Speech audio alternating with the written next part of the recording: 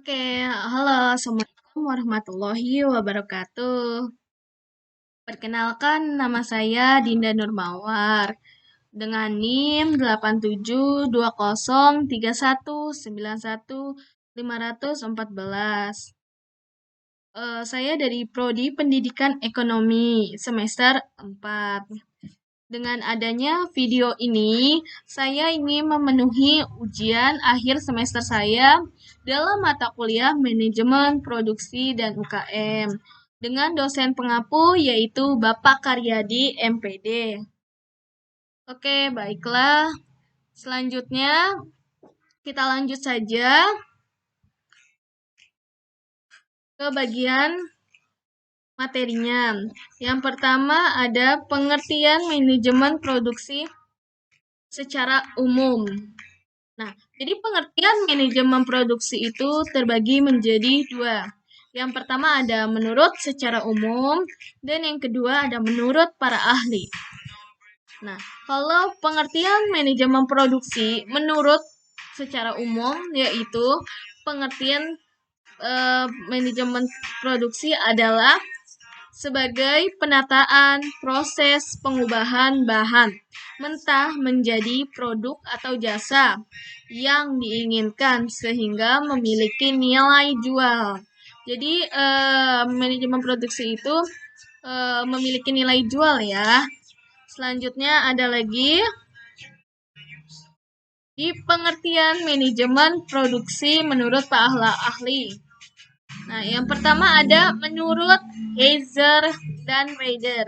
Menurut Heiser dan Rader, manajemen produksi itu adalah rangkaian kegiatan yang menghasilkan nilai dalam bentuk barang dan jasa dengan mengubah input menjadi output. Selanjutnya, yang kedua, ada menurut Handoko, pengertian manajemen produksi dan operasional adalah berbagai usaha pengelolaan secara optimal, penggunaan semua sumber daya faktor-faktor produksi, antara lain yaitu tenaga kerja, mesin-mesin, peralatan, bahan mentah, transformasi bahan mentah, dan tenaga kerja menjadi produk atau jasa. Selanjutnya, ada lagi yaitu pengertian sistem produksi. Jadi, pengertian dari sistem produksi itu yakni merupakan satu susunan kegiatan ataupun elemen yang semuanya saling berhubungan untuk mencapai tujuan akhir.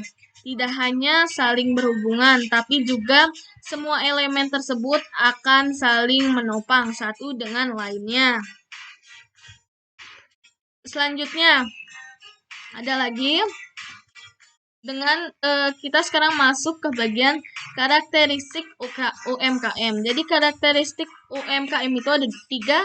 Yang pertama ada usaha mikro, yang kedua ada usaha kecil, dan yang terakhir yang ketiga yaitu usaha menengah. Nah, di usaha mikro itu, usaha mikro memiliki karakteristik sebagai berikut antara lain. Yang pertama, jenis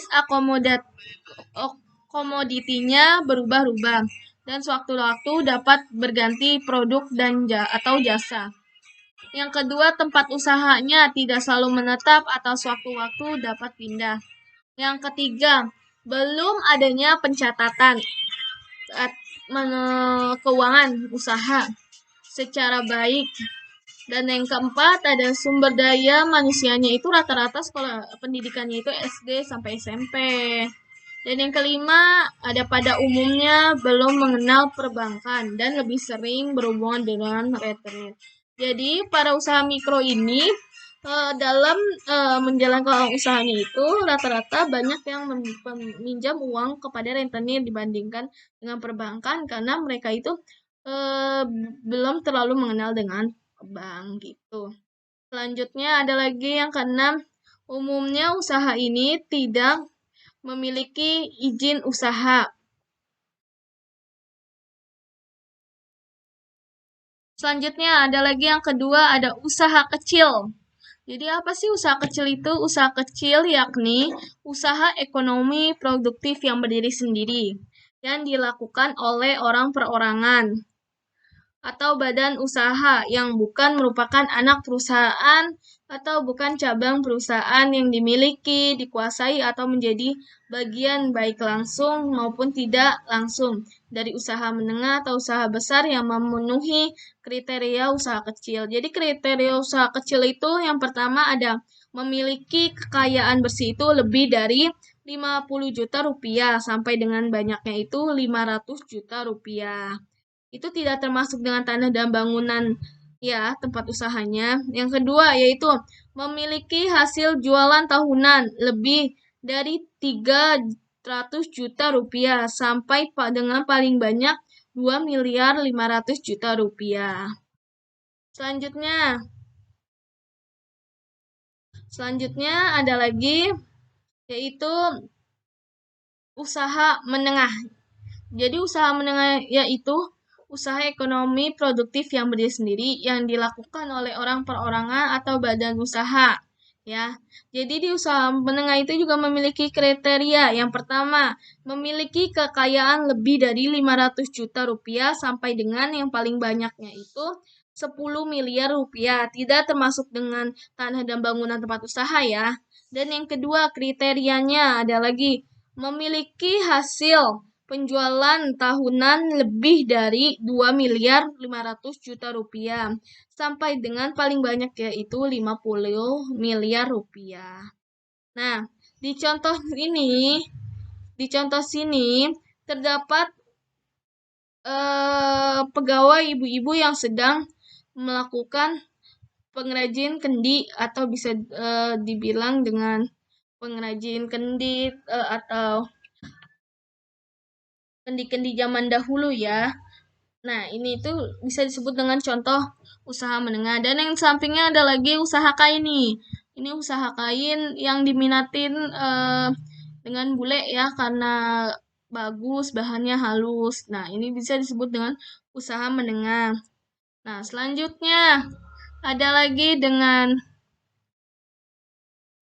cara mendirikan UMKM di Indonesia. Yang pertama, ada membuat manajemen dengan jelas. Jadi harus dulu nih dibuat manajemen dengan jelas biar tertata rapi usahanya gitu.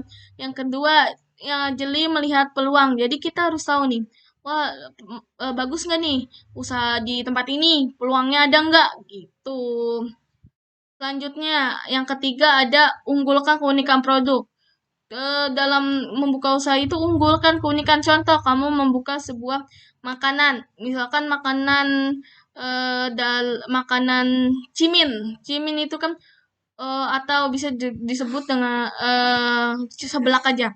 Seblak itu kan setiap orang berbeda-beda ya masakannya. Nah, kamu unggulkan nih dalam sambelnya kah yang gurih, yang manis, yang gurih, yang sedap. Nah, itu. Selanjutnya yang keempat ada urus administrasinya. Dan yang kelima ada tanda daftar perusahaan atau TDP. Dan yang keenam ada surat izin usaha perdagangan atau bisa disebut dengan SIUP. Dan yang ketujuh NPWP atau nomor pokok wajib pajak. Dan yang kedelapan izin gangguan. Nah, sekianlah materi dari saya untuk memenuhi ujian akhir semester saya. Kurang lebihnya mohon maaf. Wassalamualaikum warahmatullahi wabarakatuh. Terima kasih.